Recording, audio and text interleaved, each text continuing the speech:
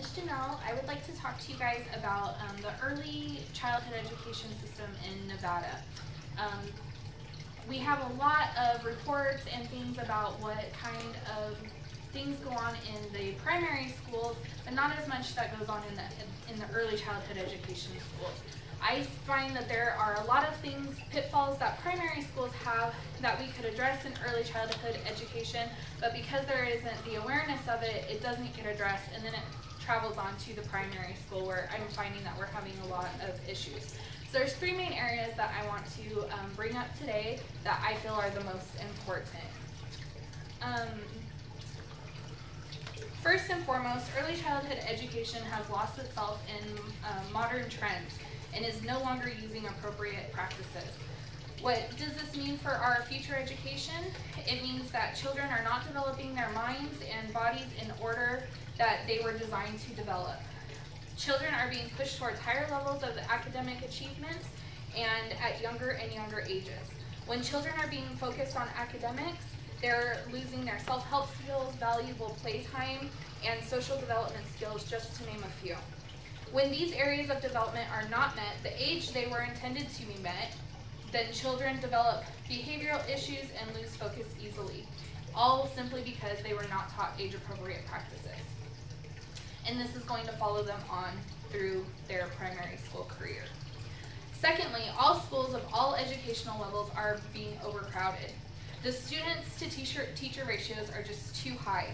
The school's budget may be benefiting from this amount of children, but the repercussions on the students and teachers are quite unfavorable, to say the least. In early childhood education facilities, teachers are overworked and underpaid. There are 30+ children being slammed into a classroom, and teachers are being expected to create baby geniuses. Baby geniuses are not being created in this environment. Children are being overstimulated and not learning what they should, even down to the very basics. Children are easily falling through the cracks, and if they're falling through the cracks in early childhood, then we're setting them up for failure for their primary school education.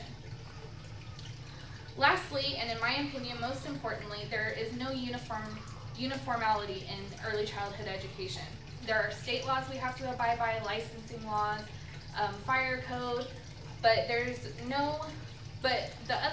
all the other areas seem to vary from school to school. In one school, licensing may care about your roster and how many kids are signed in, and looking at your sleeping mats that are maybe too close together. In another school, licensing may be looking at the developmental areas and how teachers are interacting with the children. There really needs to be consistency and accountability through all early educational facilities as a whole.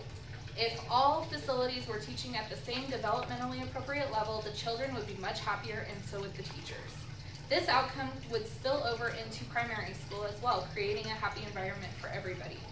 Some of the pressure could be taken off with the testing and academic advancements and could be focused on the children, the ones that we're here for in the first place. So in conclusion, there are three main areas that could potentially improve the educational system.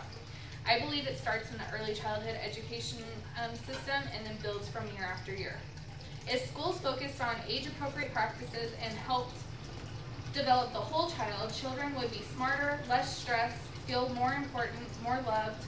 If overcrowding was solved, then children would get more attention that they need.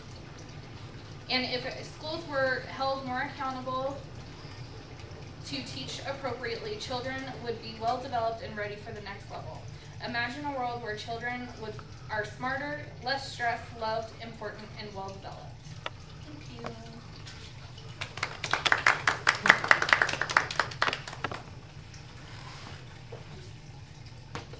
There you go.